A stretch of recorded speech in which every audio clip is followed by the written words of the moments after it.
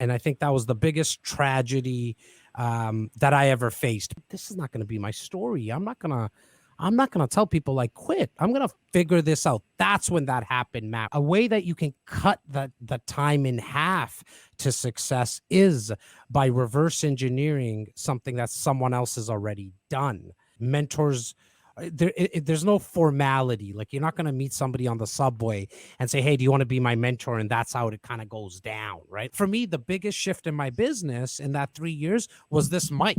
Problems are what? Problems are profits!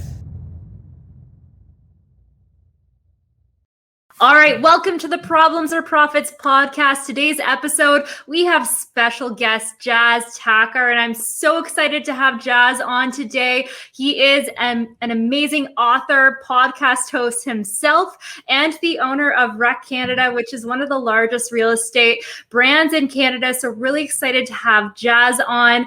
And just to get started, I want to talk a little bit about what problems or profits means to me. And for me, problems or profits really means overcoming any obstacle that you have in your way. So no matter what it is in your day-to-day, in your business, in your life, how are you actually taking that on? Are you seeing it as something that is devastating and just so life-altering that you can no longer move forward? Or are you just going to take it on no matter what the challenge is in front of you and turn it into an opportunity for yourself and create some sort of success? So it's really a mindset. And I'm really excited to have Jazz on the podcast today because he absolutely embodies this sort of mantra. So welcome to the podcast today, Jazz.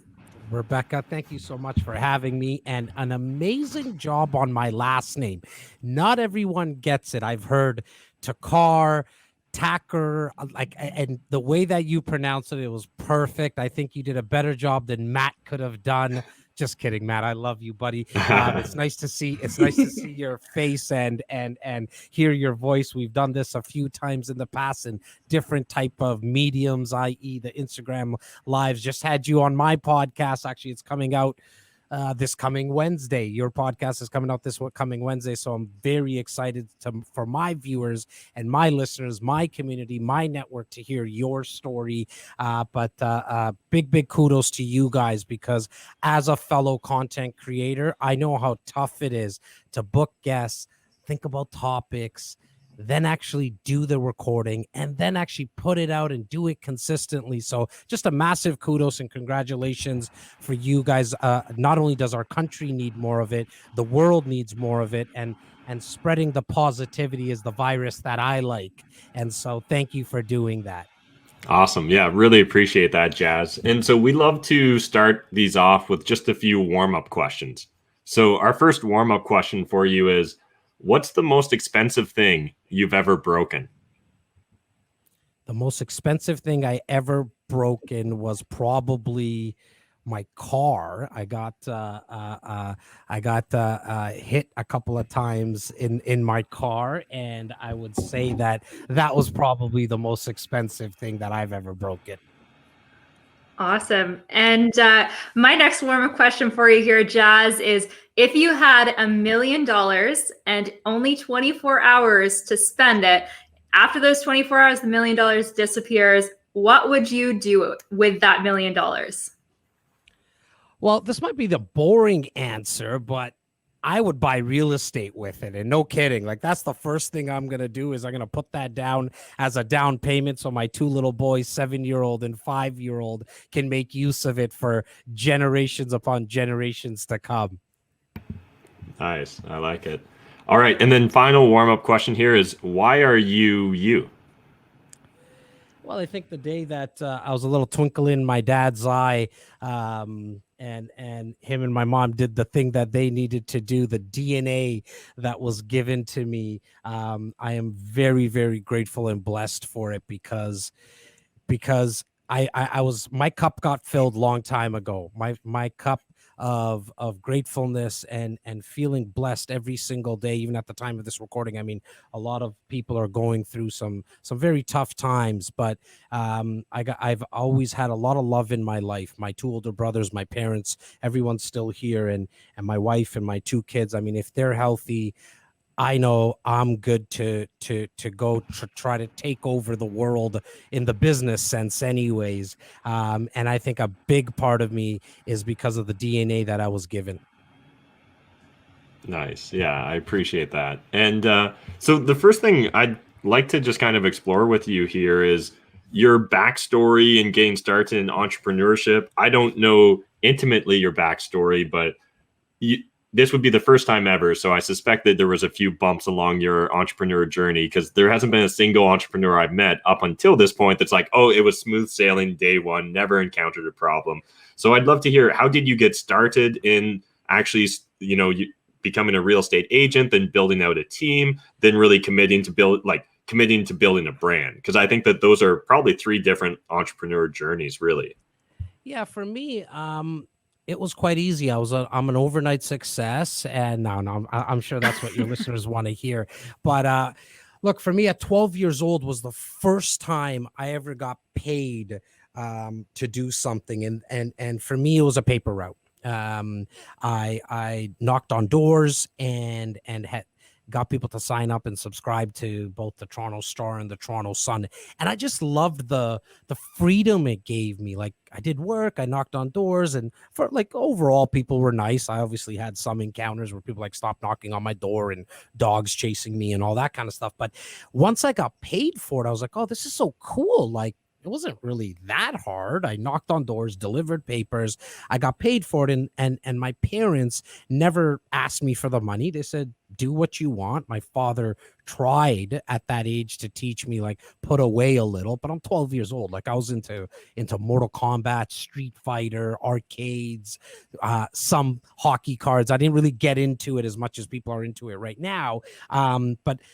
once I got that into my blood, I always wanted to do more of it. And so then going into 15, 16, I worked at Sporting Life, which is a retail store in Sherway Gardens, started selling shoes, started selling I went to the bank in the sales and service industry, like helping people with loans and mortgages, sold cars for 3 years, and then I got into real estate 16 years ago. And so I've always kind of climb that ladder within the sales industry. Like, I love the real estate industry. I owe a lot to it, but I actually owe so much more to the sales industry because it's the only thing I've ever done. Like, I've never had any real other jobs.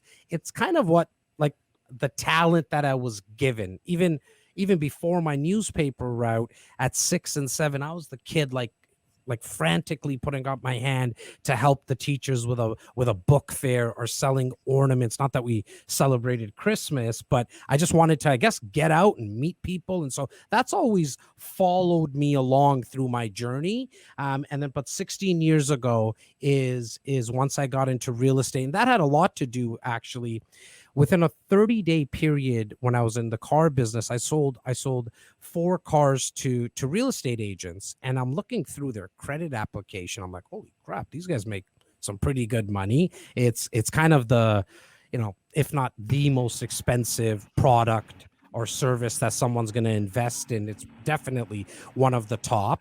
And as I'm speaking to these guys, still 4 people that I stay in contact with, very nice people, but 2 out of the 4, like, English was like their 3rd or 4th language. I'm like, all right, I'm like born and raised here. I'm not like the best spoken person in the world, but I can speak this language. I'm good with people. I'm going to give it a shot. I'm going to try out this real estate thing. And while I was while I was growing up in my teens, I saw my parents invest very, very minimally in real estate, like just basement apartments. But that helped. My father being a taxi driver, my mother being a factory worker, it offset the expenses. So I understood the importance of investing in real estate. So it was a perfect match for me. I could be in the sales business and real estate. I can start to learn how to invest. And that's how real estate started for me. I met a gentleman who took me under his wing. He was in the business at that time, I'm going to say, about 25 years. He was just growing out his team. It was himself and his sister. And he said, look, man, just be part of my team.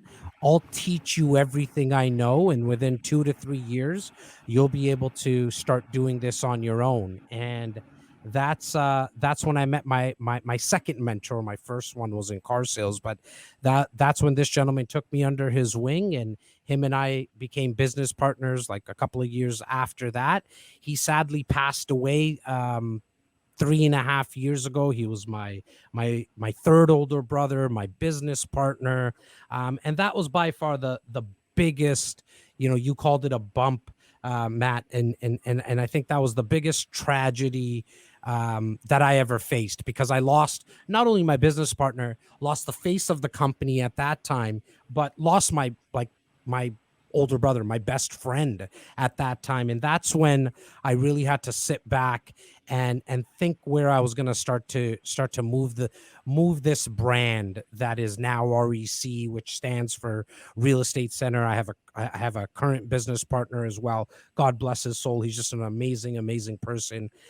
He manages more of the team operations of our 44 agents, where I manage the sales and marketing and branding and core deals, like our core database, the clients that we've cultivated and nurtured over the last 16 years. That's my part of the business. And the big shift happened 3 years ago, because we just changed. We had to do a massive overhaul of our business, the name, the colors, the way that people looked at us and spoke about us. And that's when content creation started for me. Awesome. Yeah, really appreciate that. And so I'd love to dive a little bit deeper into mentors. And I guess I'd love to hear your definition, but I've got a bias that a lot of people hear the word mentor and they think that it's this very formalized relationship. And so I'd love to hear what your experiences have been with mentors. And then if you've got any tips or insights into how other people that are maybe aspiring to achieve what you've done, how they can find mentors. Yeah, so as I mentioned, I had two mentors like that physically took me under their wing, like that I got to see on a day-to-day basis. It was a gentleman in the car business who, him and his family now, I think they own like 8 to 10 auto dealerships here in like in and around the greater Toronto area. Like they're always number one, number two, right across the board. Just to watch him on a day-to-day basis, how he treated customers, how he thought of client service, how he treated his staff, and then the gentleman I was just speaking about. But I also believe that mentors, there's no formality. Like you're not going to meet somebody on the subway and say, hey, do you want to be my mentor? And that's how it kind of goes down, right? Like, and nor does somebody need to actually be with you. And like why I say that is because I have actually had some amazing mentors from afar. At the age of 23, I got the first, I don't know if you guys see it. You don't see it. Right above my shoulder here on the right side, there's a 7-disc audio CD by Anthony Robbins. I was handed that when I was 23 years old, changed the course of my life. I listened to that. I think I've probably listened to that like 22, 23 times now, because I loved hearing his voice. I loved what he had to say. But because I was hearing his voice on a regular basis, he became a mentor of mine. Of recent, someone like Gary Vee, I got to meet him. I got to spend some time with him, got to see his operation for a full day, got to really learn the ins and outs, how he took a company from 0 to 1,300 people. Again, a mentor from afar. I don't spend every day with him. I've spoken to the guy once, like in for a day, but again, a mentor from afar. I think the quickest way to success, not to say that it's going to happen overnight, but the quickest way, or let me rephrase that, a way that you can cut the time in half to success is by reverse engineering something that someone else has already done. So you don't need to reinvent the wheel. We all know that. We've heard that. But by learning not only from people's successes, but from their failures and the amount of times he or she hit their head against the wall, you hopefully don't have to do that, which will allow you to cut that time in half. The best way to find one is first find out what you're looking for in terms of what do you want to do. Like if you want to learn about real estate, find people who are doing very well in that business and then try to bring them value. And so if if I was brand new and I wanted to learn about real estate investing, I'm going to shoot a bunch of DMs like on Instagram. I'm going to shoot a bunch of emails. I'm going to try to get a hold of Matt McKeever somehow. I'm going to send as many emails or DMs or tweets his way. And I'm going to do that right across the board to the 15, 18, 78 people in Southern Ontario or Canada. And I have a feeling, because numbers always kind of work themselves out, you'll get one or two of them back saying, hey, yeah, you can help me get coffees, and you can help me get the printer from the fax machines or whatever. You can help me out, help me with a live event, or help me with some digital marketing. Give value first. Find ways where you can give value to someone else and just try to be part of the conversation. Why would I want to do that for Matt McKeever? Because, well, the guy's in real estate conversations 20 times a day. If I can just sit there and learn outside his room, I don't even want it. Like, don't pay me, Maddie. Just let me sit outside your room and listen, be a fly on the wall of conversations you're having. The best way to learn a new language, not to throw a stone at Rosetta, but it's to go to the country that you want to learn that language. Real estate investing, sales, fashion, cooking, all that kind of stuff is a different language. The best way to learn it is to immerse yourself by watching and listening to someone that's already done it. Absolutely. Yeah. And it really seems like over the course of all of these different evolutions of your business and on your pathway to where you're at now, you've been able to really fully submerge yourself along the way. And I definitely really appreciate what you're saying about putting value first in all sorts of those relationships that you're building, because it is really a give and take. And the more that you can give, the more that you'll get back as you build your success. So one thing that I really want to dive a little bit deeper in is all of those different evolutions of your business, because you've really in real estate specifically evolved from an agent yourself into now running this wildly successful large brand. So I'd love to hear that evolution and how you were able to not only build, but grow yourself and grow the business along with it. It's funny, Rebecca, a lot of it came out of necessity. So we've been at this for 16 years. I think it was year 7 or so. We were in a conversation with a couple in one of our boardrooms here, and we were just having a conversation, and we've always led with education, meaning like we give it all away. Like till this day, I teach people how to sell their own home, how to buy, how to invest. Look, knowing, and I'll peel back my curtains to anybody who's listening, knowing that in Canada, only 2% of the nation would ever sell their own home. So I stopped worrying about the 2%. I went all in on the 98% and said, look, I'll be the guy who's going to teach you how to do it, knowing that you're not going to do it on your own. But when you think about somebody, I hope you think about the crazy Indian guy who waves his hand and is on all the platforms in terms of content. And so at the end of that conversation, they looked over to us and said, okay, awesome, guys. Thank you for all the information. So can you put us in touch with a real estate agent? And we looked at each other, myself and my business partner, were like, oh, crap. Like, I think we're on to something here. They didn't even think of us as real estate agents. They just thought of us as somebody who's educating them. The reason I bring that up is because they were actually investors. And what we found with investors, and that's when we kind of make the massive shift with working with investors, and me personally only now working with investors, is because they buy multiple times, or at least they want to buy multiple times. They also introduce you to their friends and family and refer you what we call peripheral business, meaning, hey, Jazz, my niece wants to buy a condo to live in. My brother wants to sell his home. But because we started to get really busy with investors, I needed to grow out our realtors to deal with the regular real estate, the first-time home buyers, the smart sizers, as we call them, somebody who's moving up or moving down. That's when we started to grow out our team. But I wanted to stay very focused from a logistical perspective. And so we honed in on the greater Toronto area. I'm born and raised in Rexdale, and so I kind of know the landscape of Toronto and some pockets of the outskirts, i.e., like the Hamiltons and the Burlingtons. But then we started to get out to Oshawa and like within like Oshawa, Pickering, Whitby. And so we started to get agents in all those specific areas. That's why we started to grow out a team.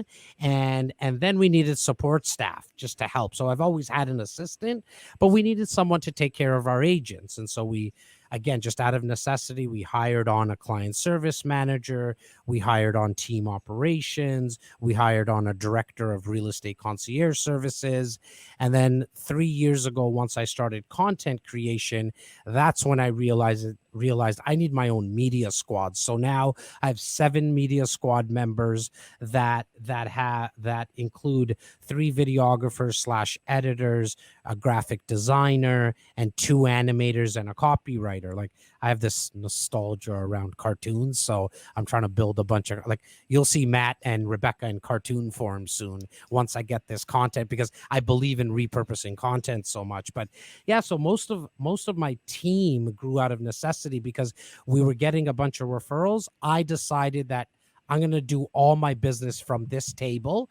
I'm going to be here my 10 to 13, 14 hours a day, but I don't want to leave. And the reason is because I feel like I can just get a lot more done if I don't leave, which is different than regular real estate agents. Not that there's anything wrong with it. I don't knock anyone else's business model, but what worked really well for me is being able to do the initial consultation from here and then referring out the business to my agents.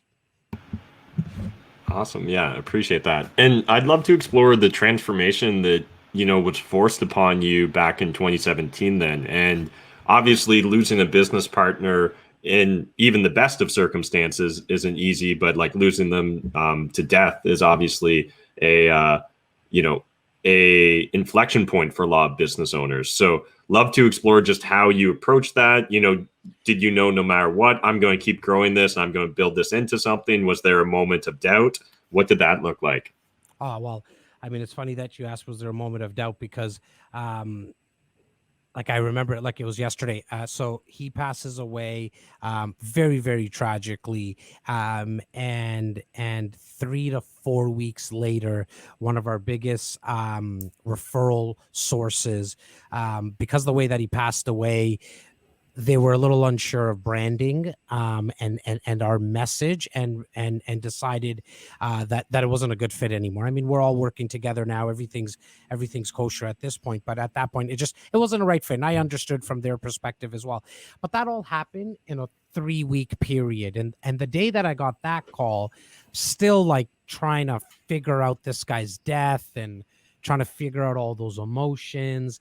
And that was the time I said, I'm done. Like, I quit. I don't need this anymore. I don't need all this pressure. I don't need all this stress. And I'm already not coming home that often. And my kids are growing and I'm done. And so I saw a banker's box in that office of mine just because we had a bunch of files. And I said, damn, it's like one of those movies. They're going to take everything in a banker's box. And I was like, okay, time to take everything up. But as I looked around, like, I don't own a computer. I haven't touched a computer in 3.5 years, almost 4 years. I do everything from my phone. And I'm like, what the heck am I going to put in here? I don't even have anything. Like, I have nothing to take home. I saw my kid's picture, and that picture till this day is still in my, now it's in my, on my kitchen counter, just so I see it 2-3 times a day. And as I saw this picture, it's of them at probably like 3 and 1. And it's not a picture of where like a big smile on their face. It's just like this one, both of them, 2 boys, wide, eyes wide open, kind of looking straight into the camera. It just, you're taking me back there. So it's very interesting right now. And as I see that picture, I'm like, this is not going to be my story. I'm not going to tell people I quit. I'm going to figure this out. That's when that happened, Matt, when I said, I'm going to figure this out. How?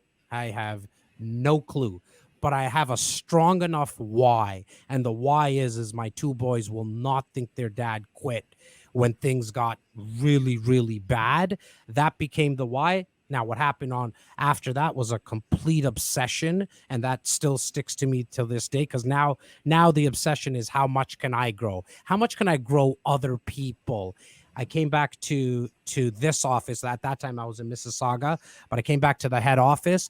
I cleared the whiteboard that was here, and I decided that we're going to all go back to basics. And what that meant is I took my core staff, my current business partner, and my VP now, Laura Stewart, who's also my co-host on the podcast, and my director of real estate concierge services, Tyler. And I said to them three, I go, we're going to go back to basics. And what that means to me anyways, is we're going to pick up the phone and call everyone that we know. And we're going to let them know that we're still in business and we're not going to shut down. And we don't know how we're going to figure this out. We're going to be honest. We're going to call everyone and tell them exactly that. Wow, we made approximately 3,000 to 4,000 calls in the next, say, 4 weeks collectively. We just hammered away. That's all we did was call people. And I'm going to say 98% of people are like, are you nuts? We would never leave you at this time. Like, we'll do anything you need, Jazz, Simos, Laura, Tyler. Tell us what you need. And once I started to get my cup filled, so to speak, I knew that, okay, we're gonna make it. I just, again, still till this day, I don't know how we're doing it and how we're gonna keep on proceeding, but I know that with the team that we have, that is one of the main reasons I'm able to see so far right now, because they truly are giants that I'm standing on, the shoulders that I'm standing on right now, because they'll run through walls for me, and our clients stayed loyal. So I learned back in car sales that going back to basics is very important. And in car sales, what happens is you start to get sometimes a little too overconfident. And instead of walking somebody around the car, showing them every single detail of the car, not even letting them drive the car at first, you as the salesperson drive the car, build up the anticipation before you let the customer drive the car. Like, there's all these little things that you got to do at a basic level. Because I was able to go back into my toolbox, I was able to bring that to that time, which was just pick up the phone, call everyone, let them know we're still in business, and we're going to help them with servicing them in any buying, selling, or investing of real estate in the GTA. And 3 years later, I'm proud to say that in the last 3 years, I should say, that we've consistently been in the top three out of, I think there's 22,000 agents in our brand here at Royal LePage Canada. And we've consistently stayed number 3. That's awesome. That's amazing.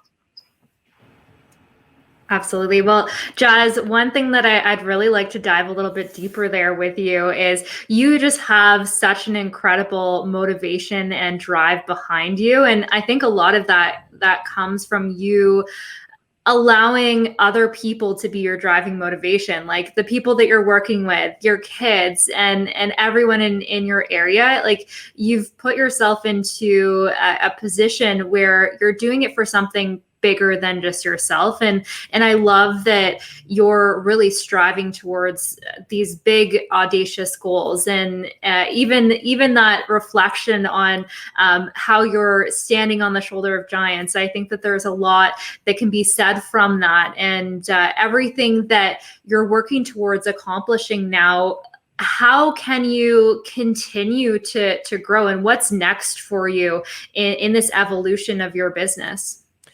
Yeah, like now for me, it truly is developing more leaders. Like I mentioned Laura and I mentioned Tyler, but there's been a couple of others that have joined us. My creative director Steven, watching them grow and leading their own departments is such a blast for me to watch. It's fun because sometimes I see them get impatient and they're going through their growing pains of being the person that their staff and the ones under them are looking for advice or looking to. And so For me, it's actually quite easy now, Rebecca, because I just want to see how many people can I have, like how many more. So I have 44 agents, but they're independent contractors, right? Like they're out and about doing their thing. They definitely need accountability and support. But my 11 core staff, I want to take that to 50 in the next 2 years. I want to get, and I want to see how much, like how many more can I get? I want to get to 2,000, 3,000 people. I leave all the money I make, as you guys can tell. I don't dress up. I wear a t-shirt and a hoodie. When I saw Matt do it, I was like, I can do this as well. So I love just being comfortable in my t-shirt and hoodie. I don't spend any money on expensive stuff. Not that there's, again, anything wrong with that, but every dollar that I make, once my kids and my wife are taken care of, then I put it back right into the business. And the way that I put it back into the business is not through just listed, just sold cards, like what regular real estate agents do. Again, that works for them. They should continue doing it. I put it back into people. It's funny. I have a 20-year-old sales guy. He was my assistant. Now he turned into full-time sales. And he was just asking me like, Jazz, what's your favorite car? I was like, I love the Aston Martin James Bond car. And he's like, that's $250,000. I was like, yeah, I know. He's like, but you can get that. I was like, yeah, I know, but that's now almost 7 people for me.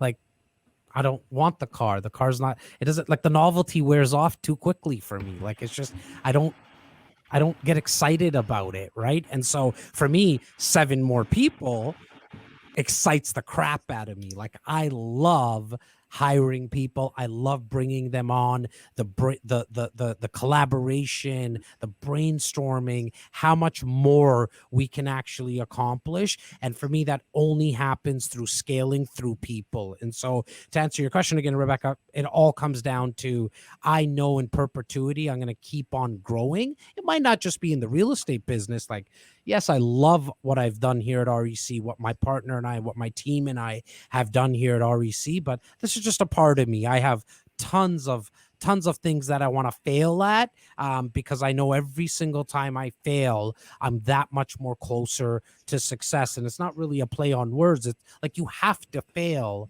and fail forward to really achieve something. And I fail on a regular basis, so I know I'm moving in the right direction.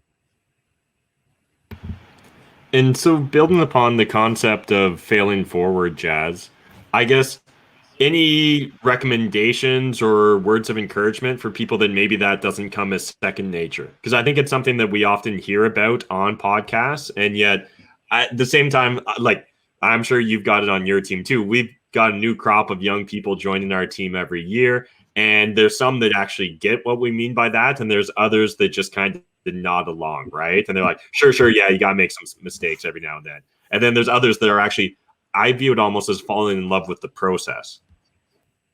1,000%, Matt. I thought, like, so as someone in a leadership role, I've also come to realize not everything that I say is going to resonate with everyone. And so I'm trying to get my messaging across of, for example, hey guys, we need to make more mistakes. In fact, literally 2 weeks ago, that was a message that I was trying to drill home for over an hour on a Zoom meeting with my core team.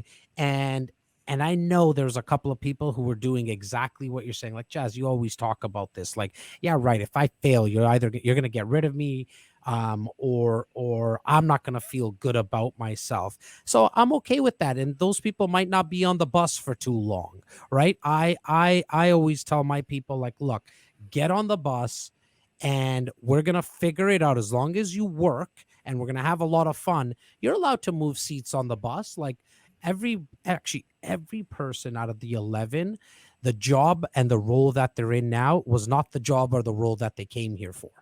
I hired them for something. And like my creative director, I hired him to do landing pages. I hired him to do Google AdWords. I've never spent $1 on Google AdWords, because in the first 2 days I realized that he could do a bunch of graphics and do some design stuff. I was like, bro, you can do that? Okay, hang on. Take one of my podcasts, make me a new design. And so he started to realize, okay, Jazz is really like honest when he says get on the bus. He'll start moving people around. And to the point of that you need to fail forward. I think you need to show, like I tell my team all the time, look, here's where I failed, guys. Here's like consistently I'm failing. I'm trying stuff. I change my mind. I tell them that I'm not going to change my mind, and then I do change my mind because I didn't like the outcome of something. And so I'm trying. It is very tough, to your point, Matt, to get everyone on board. I think the best things a leader can do is put that messaging across, let them fail, allow for the environment of failure. Don't, not that you do, but I know some leaders do, like they do get all pissed off and ream someone out if they failed. Don't start that or cultivate that type of culture. And if it doesn't stick with some people, maybe it's just not the right place for them. Yeah, appreciate Absolutely. that. And I definitely think another aspect there too is like leading by example. And so I constantly see you guys experimenting with different things in the content you create. We're constantly experimenting as well. And so I definitely think that an aspect of that is like, if you're really going to actually have an organization embrace that, it needs to come from the top, right? So like you as a leader need to be comfortable occasionally, embarrassing yourself, falling on your face, or just not having a project that you predict we're going to get 1,000 views or 1,000 downloads immediately on this, and maybe it doesn't pan out. Oh, it happens all the time. I mean, more from a sales perspective, definitely from the content that I live in. Like it's funny with content, the ones that I come in and say is going to get 100,000 views, 1,000 views, it always gets like a lot less than that. And the ones I'm like, I don't know if this is going to be good, you end up getting thousands upon thousands of views. So I stopped even putting any numbers to that stuff because I'm always wrong. But with sales, it's something that I take very near and dear to my heart. But I've said, guys, like, don't worry, I'm going to carry us through this, and I'm going to hit 20 units in this project, which in our business is huge to do a launch of a condo project and do 20 units in a weekend, right? You could do the math. It's really good. But I fall short, and then maybe I got to 13, and I come onto that meeting in that Zoom and say, guys, look, I let us down in terms of not hitting the numbers, but you know that I'm going to get back up. This didn't phase me whatsoever, but I did fail, but it's okay. Here's what I learned. What did you guys learn from it? We're always having conversations around how many like how we could do better in our next launch, how we could do better on our content. We wanted to hit certain amount of subscribers and downloads for our podcast last year. We came up a little short, but at the end of the day, like, it was a failure. We didn't hit the number, but I didn't let go of anyone. I didn't get pissed off at anyone. I said, guys, think about how much growth we did have, because we forget that, right? Like, we always talk about, and I think a lot of people do this in their lives. Like, you think about where you want to go, and I think that's very important. I hope you do enjoy the process, because I think you'll come to realize that's where really the meat of the juice is. But we forget how far we've actually come, right? And so I try to celebrate as many wins, the small wins, as possible. It's still something that I'm trying to do more and more of. I tend to just move on to the next thing, but I'm coming to realize how for my team, they need to celebrate the small wins, and they need to see me celebrate those small wins. And so for 2021, that was a big objective of mine. And so even if we get somebody into a reservation form, which hasn't even led to a contract, I like to celebrate that win, because the team worked really hard to get someone even into a reservation form / worksheet, that along the way we can build on that momentum.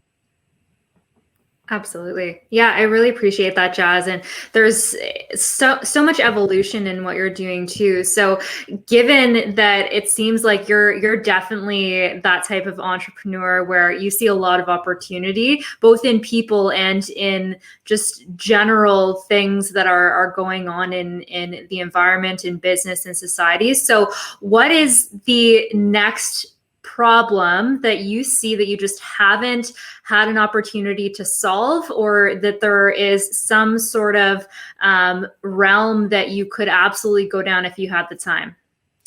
Well, I think there's two things. From a real estate perspective, and this is quite audacious, but I truly believe, like, setting goals for yourself and investing in real estate to have 100 doors and 200 doors. Like, I love hearing that stuff, but I know how one door can just change your life. Like just having one door. Like I'm not talking about your principal residence. I'm talking about an income prop. In fact, I don't even care if you own your principal residence, rent your principal residence for all I care. But I do believe that everyone should some way scratch, claw, and get one property at least, because you're going to, like, I don't think the pension's going to be around for people that are in the next 20-30 years. And so my goal there, and the problem that I'm trying to solve there, is to everybody I come into contact with, that I actually have a conversation with, that I inspire them. I don't care if they even do it with me, but I just hope I'm some type of light, or I inspire them to at least get one property. To your second question, if there's something that I can dive in more to, which I'm doing now, is this whole NFT thing. Like I haven't really dove into it and given it the respect it deserves. And so myself and my team will be spending the next 3 months really diving in. And I mean, not only after hours that I'll do, but I'm going to allow my team during working hours to put time and effort just to learn it and become a practitioner in it, not just read a bunch of articles, which I think is a great start, and listen to podcasts and all that kind of stuff. But like, I just got a wallet yesterday. And so I don't even know what the heck that means. My creative director told me, Jazz, don't worry, I already got you a wallet. But now I'm going to, like, in the next, starting today, I'm going to start understanding what that means. Because for me, the biggest shift in my business in that 3 years was this mic. It was by far, the mic started everything for me, even before the cameras, guys. The second I heard the word podcast, I remember how I felt. Like, okay, I'm gonna go learn this. I don't know what it is. I'm gonna go learn it. I spent hours. If I say 1,000 hours, I might be like downplaying it, but I spent hours upon hours understanding everything I needed to do with podcasts, because I already made the decision I'm going to go in. I just didn't know what I needed. And once I started, then I felt very comfortable on the mic. I learned about putting on cameras, and then that whole content creation stuff started happening, which was the biggest game changer in our business by far. Like me creating content. I'm not even talking about new business. All those, now I'm at 9,320 insiders, which means that's how many people I stay in contact with. That group had tools now so they can introduce me. And the tool was the podcast. I'm getting the same feeling around this NFT thing right now. Like, I think it's way bigger than anybody even thinks it is. I just have no clue what the heck I'm going to do with it and what it is. But I have a feeling you guys are going to start talking about it a lot more. And so I want to learn a lot more about it. Awesome. Yeah, I love that, Jazz. And, I think it's definitely one of those things that's on top of a lot of people's minds. But I think what's fascinating about what you're saying there is the willingness to go jump into a whole new arena and learn from it, right? I think that's something that, to me, really embodies the problems or profits mindset. That whole, like, hey, I can throw myself into this and I'll figure out how to build a boat or how to build the wings on the way down sort of mindset. And I guess as just a little aside to it, 100% agree with you.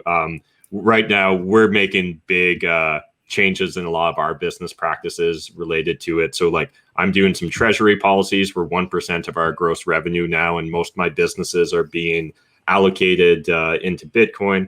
I actually just made a job offer for our first full-time NFT employee that's going to be joining a new business I'm starting. And I'm spending like 4 to 6 hours a day learning about this stuff right now. That. So I love that. I love that. And I hope the viewers and listeners are catching on to something, right? Because see, over time, when you start to grow out your personal network, you don't actually have to do as much work. And let me explain what I mean by that. See, because I've been spending a lot of time with the relationship with Matt, he's hours ahead of me. So now I'm a phone call away. Like, Matt, what did you say on the podcast, bro, about you hiring an NFT employee? What the heck does that mean?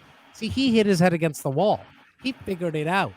Maybe not at 100%, but definitely 50% more than me, because I'm at 0 right now. So, like, that's how you cut time in half. And now I'm going to rely on Matt's I'm not saying that I'm going to put all my eggs in Matt McKeever's basket in terms of NFTs, but I'm going to put a lot in because I know he's been doing the deep dive. And so I hope I hope the listeners caught on to that.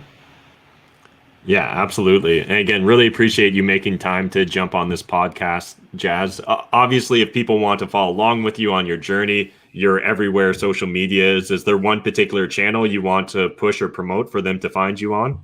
I just hope I brought some value to your viewers and listeners today. I am not hard to find. I think if there's one place I would love for them to go to my YouTube page, it's simply just Jazz Takhar, my first and last name. I made it pretty easy.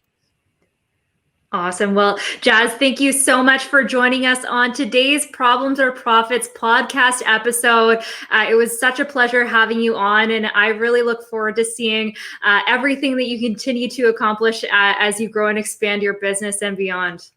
Thank you so much, Rebecca. It was a pleasure being on with both of you. Problems are what? Problems are profit!